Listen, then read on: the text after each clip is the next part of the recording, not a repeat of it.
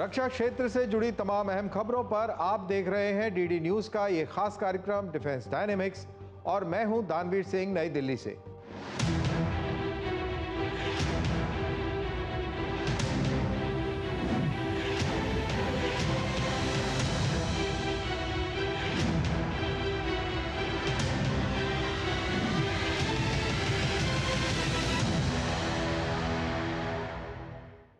इस सप्ताह हम अमेरिका, भारत, पश्चिमी एशिया में चल रहे हाई स्टेक्स ऑपरेशन और बदलती स्ट्रेटजीज पर नजर रखेंगे। साथ ही हवाई युद्ध के भविष्य की एक झलक भी दिखलाएंगे। अमेरिका ने ईरान के अंदर B-2 स्पिरिट बॉम्बर्स का इस्तेमाल करके एक बेहद गोपनीय हवाई हमले को कैसे अंजाम दिया? किस देश के पास सबसे घातक बंकर बस्टिंग वेपन्स हैं और ये हथियार एक दूसरे की तुलना में कितने ताकतवर हैं? भारत के छठी पीढ़ी के फाइटर जेट प्रोग्राम से उसके भविष्य के हवाई वर्चस्व के इरादे के बारे में क्या पता चलता है? और भारत स्वदेशी तकनीक के साथ अपने S-400 डिफेंस सिस्टम को पूर्व का आयरन डोम कैसे बना रहा है?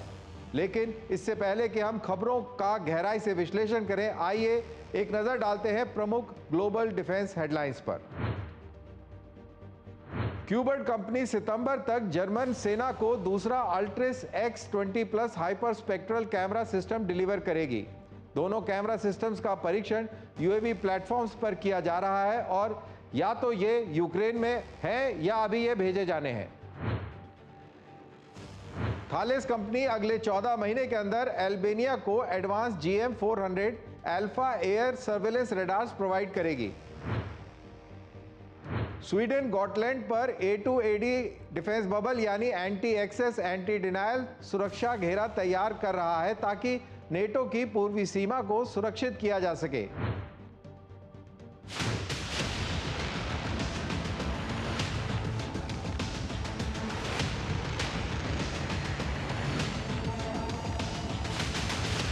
एक बेहद जोखिम भरे और सटीक ऑपरेशन में जो रात के अंधेरे में अंजाम दिया गया है, अमेरिका ने अपने सबसे गोपनीय हथियारों में से एक B-2 स्पिरिट स्टेल्थ बॉम्बर का इस्तेमाल किया और सीधे ईरान के कड़े सुरक्षा वाले परमाणु ठिकानों पर हमला किया।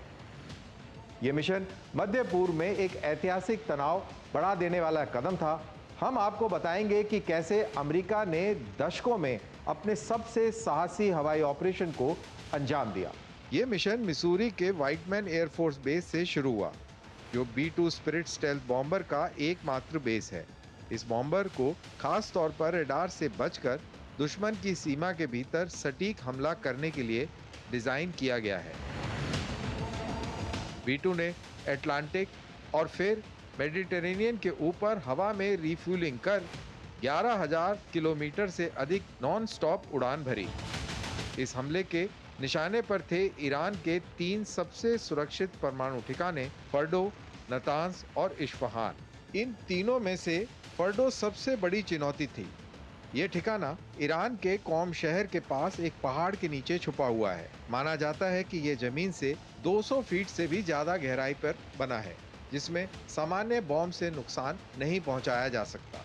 लेकिन यह GBU-57 मैसिव ऑर्डिनेंस पेनिट्रेटर से नहीं बच सकता। ये 13,000 किलो के खास बंकर बस्टर बॉम्ब हैं जो ऐसे मिशनों के लिए बनाए गए हैं। B-2 बॉम्बर उन गिने चुने विमानों में से एक है जो इस बम को गिराने में सक्षम है। अमेरिकी रक्षा सूत्रों के मुताबिक इस मिशन में कई B-2 बॉम्बर्स का इस्तेमाल किया गया जो एक साथ बेहद सटीक फॉर्मेशन में उड़ रहे थे। हर विमान एक मैसिव ऑर्डिनेंस पेनिट्रेटर यानी GBU-57 बंकर बस्टर बॉम्ब से लैस था। सैटेलाइट डेटा, लेजर गाइडेंस और AI आधारित टारगेटिंग सिस्टम की मदद से हर बॉम्ब ने जमीन के नीचे बने ठिकानों को सीधा निशाना बनाया। हमलों का समय इस तरह चुना गया कि आम लोगों की जान को कोई नुकसान ना हो। सूत्रों का कहना है कि अमेरिका ने ऑपरेशन से पहले वहां इवैक्यूएशन पैटर्न पर भी कड़ी नजर बनाई हुई थी। सैन्य विशेषज्ञों का कहना है कि इस ऑपरेशन में पूरी तरह रेडियो साइलेंस रखा गया। केवल इनक्रिप्टेड सैटेलाइट कम्युनिकेशन का इस्तेमाल हुआ और ऑपरेशन में तालमेल बनाए रखने के लिए आसमान में एवैक एयरक्राफ्ट और KC-135 टैंकर्स मौजूद थे।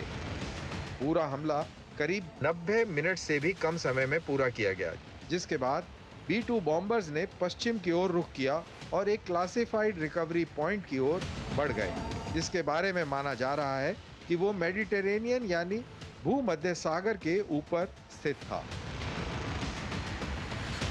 ईरान की सरकार ने हमलों की पुष्टि की है, लेकिन उसका कहना है कि समय रहते लोगों को वहां से निकाला जा चुका था, इसलिए नुकसान सीमित रहा। हालांकि इस दावे की स्वतंत्र रूप से पुष्टि अभी तक बाकी है।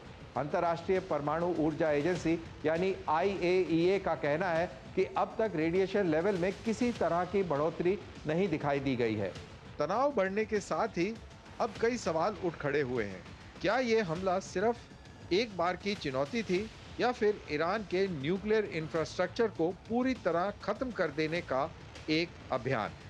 अब सबसे अहम सवाल, क्या मौजूदा युद्ध विराम इस इलाके में टिक पाएगा या आने वाले समय में इस पूरे क्षेत्र में दोबारा से युद्ध छिड़ेगा?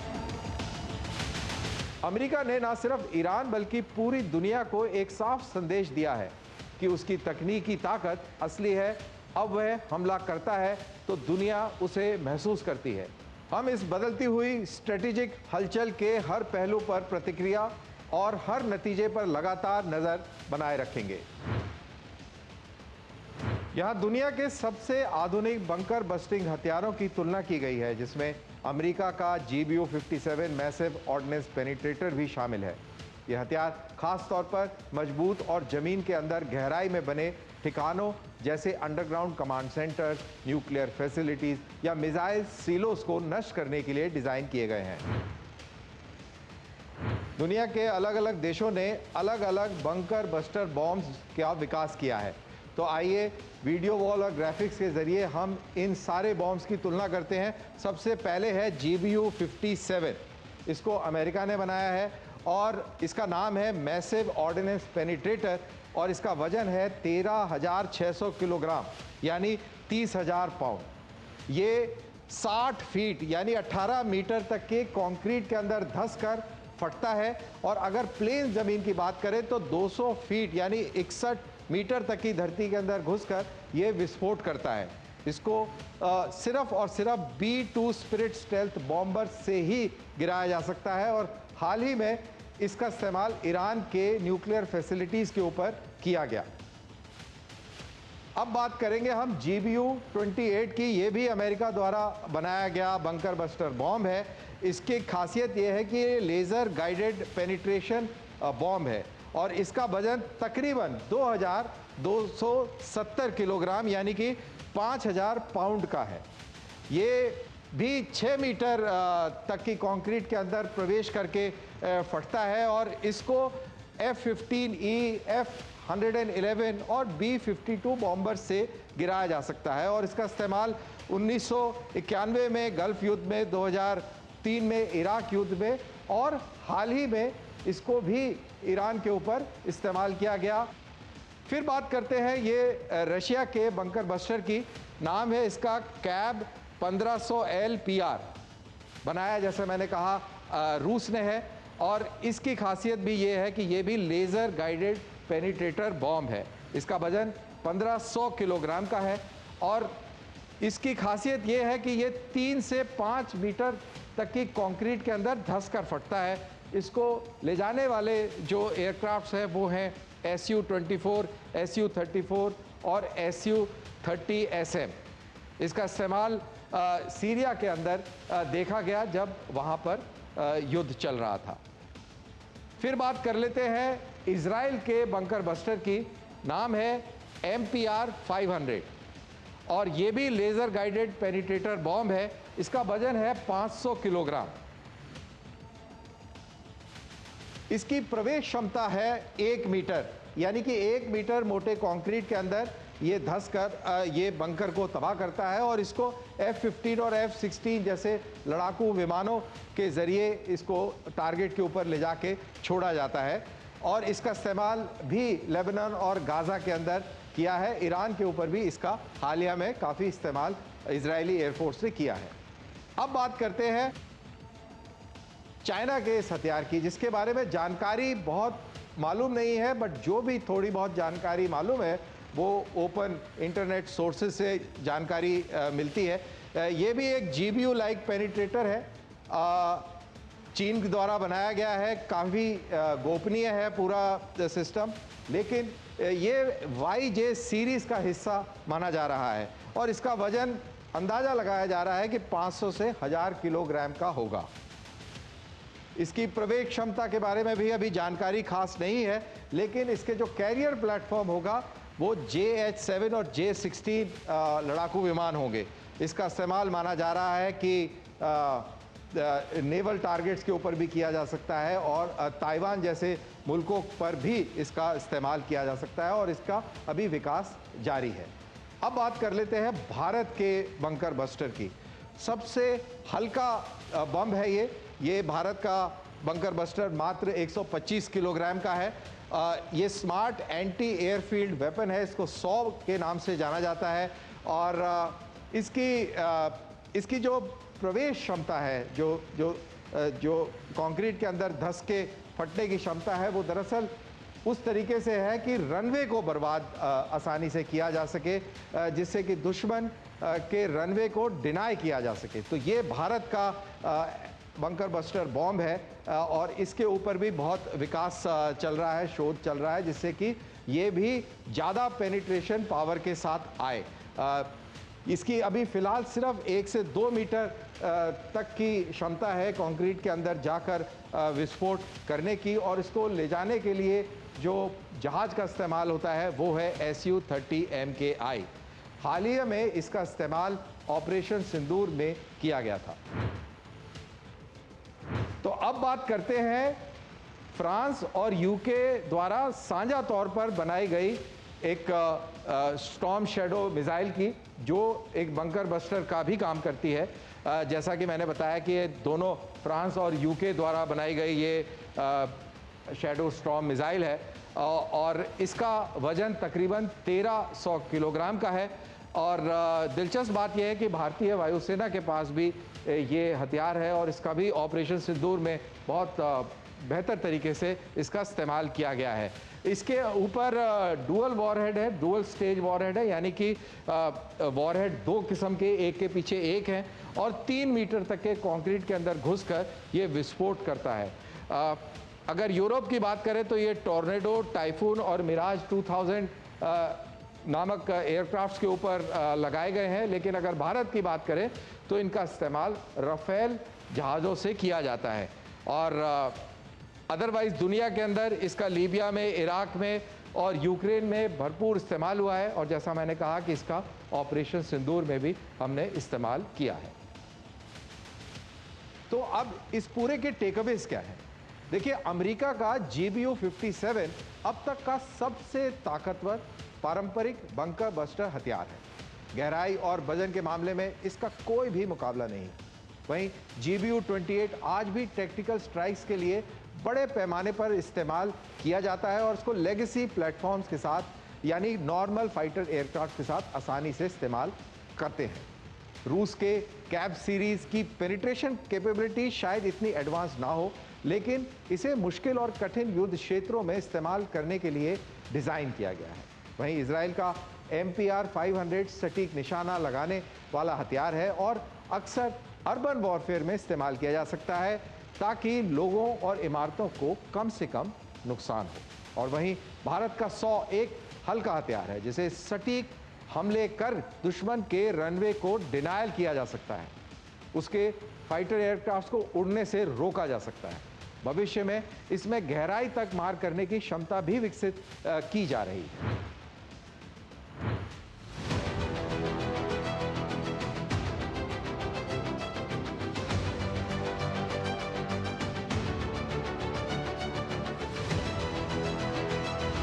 जैसे जैसे एशिया के आसमान में मुकाबला बढ़ता जा रहा है और नई नई तकनीकें हवाई युद्ध का रूप बदल रही हैं, भारत भी अपने अगले बड़े कदम की तैयारी कर रहा है।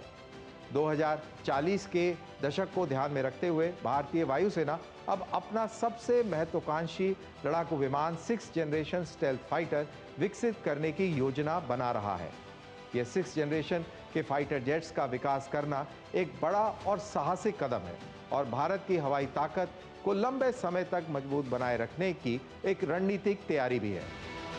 भारतीय वायुसेना की रीढ़ माने जाने वाले सुखोई Su-30 MKI लंबे समय से भारत की एयर कॉम्बैट फ्लीट का अहम हिस्सा रहे हैं, जिसके 270 से ज्यादा विमान अभी भारतीय वायुसेना में सेवा में हैं। अपनी ताकत, फुर्ती और लंबी रेंज के लिए मशहूर Su-30 एक दमदार 4.5 जनरेशन मल्टी रोल फाइटर है। लेकिन जैसे जैसे स्टेल्थ टेक्निक वाले लड़ाकू विमान और हाइपरसोनिक खतरे युद्ध क्षेत्र में आ रहे हैं, Su-30 MKI के 2030 के अंत तक पुराना पड़ने का खतरा बढ़ गया है।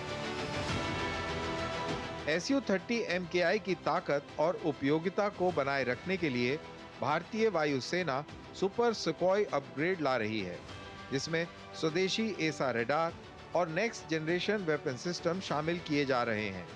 इन सुधारों से उम्मीद है कि यह विमान 2040 के दशक तक युद्ध में पूरी तरह सक्षम बना रहेगा। लेकिन असली चिंता क्या है? चीन की बढ़ती हवाई ताकत। बीजिंग पहले ही J-20 स्टेल्थ फाइटर को अपनी वायुसेना में शामिल कर चुका है और अब उससे भी एडवांस प्रोटोटाइप, संभवतः J-36 या J-50 का परीक्षण कर रहा है। उधर पाकिस्तान भी next generation stealth aircraft J-35A हासिल करने की तैयारी कर रहा है, जो इस क्षेत्र में एयर पावर बैलेंस को बदल सकता है। आगे बने रहने के लिए भारत सिर्फ अपने हथियारों को अपग्रेड नहीं कर रहा, बल्कि एक बड़ी छलांग लगाने जा रहा है। आइए एक नजर डालते हैं छठी पीढ़ी के फाइटर जेट के कॉन्सेप्ट पर।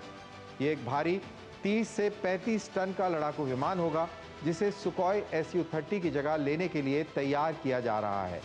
यह आने वाले एमका से भी बड़ा होगा और भारत में अब तक बना सबसे स्मार्ट लड़ाकू विमान होने वाला है। भविष्य का यह fighter jet artificial intelligence, adaptive self यानी परिस्थिति के अनुसार छुपने की क्षमता और कैट्स वॉरियर जैसे बिना पायलट वाले लॉयल विंगमैन ड्रोन को कंट्रोल करने की क्षमता से लैस होगा। इसमें डायरेक्टेड एनर्जी वेपन्स भी लगाए जा सकते हैं और इसमें मॉड्यूलर सेंसर भी लंबी दूरी तक हमला करने की क्षमता रखेंगे। इसका लक्ष्य 2040 तक उड़ान परीक्षण करना और 2045 के मध्य तक इसे वायुसेना में शामिल करना है। लेकिन इस महत्वाकांक्षा के साथ बड़ी चुनौतियां भी जुड़ी हैं। सबसे बड़ी रुकावट है एक शक्तिशाली इंजन। भारत को 150 से 180 किलो न्यूटन ताकत वाले एक वेरिएबल साइकिल इंजन की आवश्यकता है, जिसकी वर्तमान में कमी है। कावेरी इंजन प्रोजेक्ट में आई मुश्किलें इस बात का उदाहरण है। वित्तीय रूप से इस प्रोजेक्ट पर अगले 20 सालों में 20 से 30 अरब डॉलर तक का खर्चा हो सकता है और इसकी सफलता सिर्फ DRDO या HAL पर नहीं, बल्कि एक मजबूत निजी क्षेत्र और रिसर्च इकोसिस्टम पर निर्भर करेगी, जिसमें आर्टिफिशियल इंटेलिजेंस, मटेरियल साइंस और एरोस्पेस इनोवेशन जैसे क्षेत्र शामिल होंगे। विशेषज्ञों का मानना है कि इस कमी को दूर करने के लिए भारत को फ्रांस, ब्रिटेन या अमेरिका जैसे देशों के साथ मिलकर काम करना होगा। भारत का 6th जनरेशन फाइटर सिर्फ एक जेट नहीं, एक मजबूत इरादे की घोषणा है। ये एक साफ संकेत है कि 21वीं सदी की एयर पावर रेस में भारत पीछे नहीं रहेगा। इस लक्ष्य तक पहुंचने के लिए नई दिल्ली को दूरदर्शिता, साझेदारी और पूरे देश के सामूहिक प्रयास की जरूरत होगी। ये केवल एक मिलिट्री प्रोजेक्ट नहीं, बल्कि भारत के फ्यूचर एयर डोमिनेंस के लिए एक राष्ट्रीय मिशन है।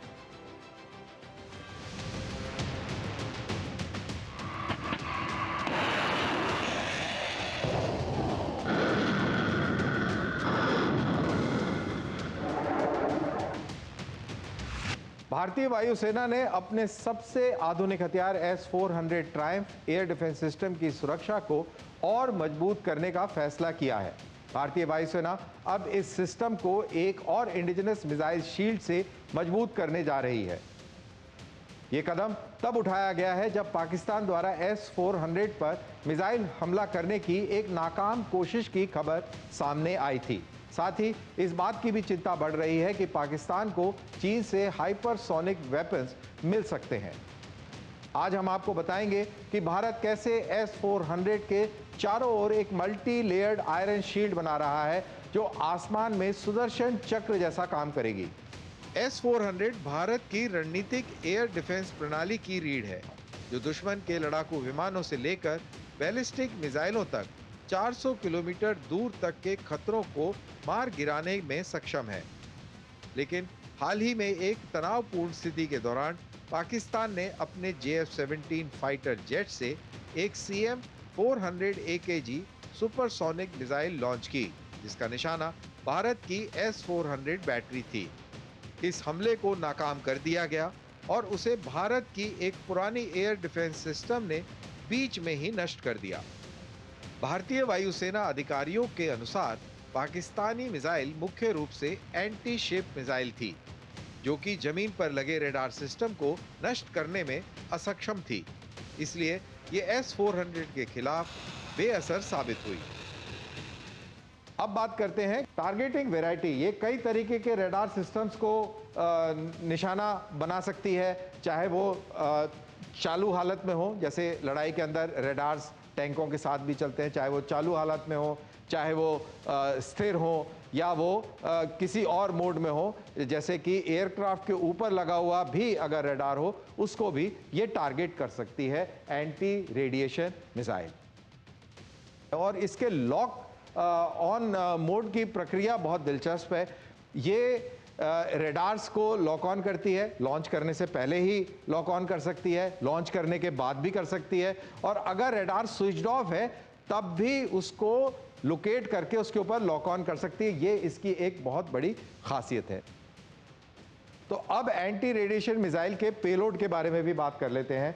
इनके ऊपर पेलोड जो है वो हाई एक्सप्लोजिव का होता है और फ्रेगमेंटेशन वॉरहेड्स का होता है। जैसा कि नाम बताता है कि इसका इस्तेमाल सिर्फ और सिर्फ रडार्स को ध्वस्त करने के लिए किया जाता है। तो इसमें दो किस्म के ये वॉरहेड्स होते हैं, high explosive and high explosive fragmentation. Anti radiation missiles किन किन प्लेटफॉर्म से लॉन्च की जा सकती हैं? दरअसल इनको किसी भी विमान से लॉन्च किया जा सकता है, चाहे वो हेलीकॉप्टर हो, बम वर्षक हो या फाइटर जेट हो। अब बात करते हैं गाइडेंस सिस्टम की। इनके ऊपर एक्टिव रडार्स है, इनके ऊपर इंफ्रारेड है, रेडियो कमांड और इलेक्ट्रॉनिक गाइडेंस जैसी तकनीकें भी हैं। दरअसल ये मिसाइल अगर GPS ना हो तब भी अपना काम बड़ी आसानी से उस एनवायरनमेंट में कर सकती है। अगर प्रोफाइल की बात करें तो ये मिसाइल समुद्र की सतह से बहुत ही नज़दीक उड़ती हैं और इनको पकड़ना बहुत मुश्किल होता है। इनकी बनावट भी कुछ इसी तरीके से है कि ये रडार दुश्मन के रडार से बच जाती हैं और बड़ी आसानी से उनको चकमा देकर और पानी के जहाज़ों को टारगेट कर सकती हैं। इनके अंदर भी वॉरहेड्स अलग अलग किस्म के होते हैं। इसके अंदर परमाणु वॉरहेड भी हो सकता है, इसके अंदर फ्रेगमेंटेशन वॉरहेड भी हो सकता है और इसके अंदर हाई एक्सप्लोजिव वॉरहेड भी हो सकता है। एंटी शिप मिसाइल पानी के जहाज़ों को टारगेट करने के लिए ही स्पेशली बनाई गई हैं और इनको भी सभी तरीके के पानी के जहाज़ों के ऊपर इस्तेमाल किया जा सकता है, वहाँ से लॉन्च किया जा सकता है, जैसे कि नॉर्मल फ्रिगेट्स हों, डिस्ट्रॉयर्स हों या पनडुब्बियाँ हों या नेवी के एयरक्राफ्ट्स हों, फाइटर जेट्स हों, हेलीकॉप्टर्स हों, तो कहीं से भी इनको लॉन्च किया जा सकता है। इसके जवाब में भारतीय वायुसेना अपने सुरक्षा तैयारियों को और मजबूत कर रही है। अब वह अपने S-400 बैटरीज की नज़दीकी रक्षा के लिए 2 स्वदेशी missile system, quick reaction surface to air missile और vertical launch short range surface to air missile तैनात करने पर विचार कर रही है। QRSAM ये एक तेज प्रतिक्रिया वाली प्रणाली है जिसकी रेंज 30 किलोमीटर की है। इसे खास तौर पर मोबाइल सैनिक टुकड़ियों को दुश्मन के जेट, ड्रोन और क्रूज मिसाइलों से बचाने के लिए डिजाइन किया गया है। वहीं वर्टिकल लॉन्च SRSAM ये अस्त्र मिसाइल पर आधारित है और 360 डिग्री सुरक्षा देती है। ये 80 किलोमीटर तक की दूरी तक कम ऊंचाई पर उड़ने वाले खतरों को मार गिराने में सक्षम है, जैसे कि समुद्र की सतह के करीब उड़ने वाली सी स्कीमिंग एंटी शिप मिसाइल्स। इन दोनों मिसाइल्स की खासियत है कि इन्हें डीआरडीओ ने ही भारत में अपनी स्वदेशी तकनीक से ही विकसित किया है। बड़ी तस्वीर क्या है?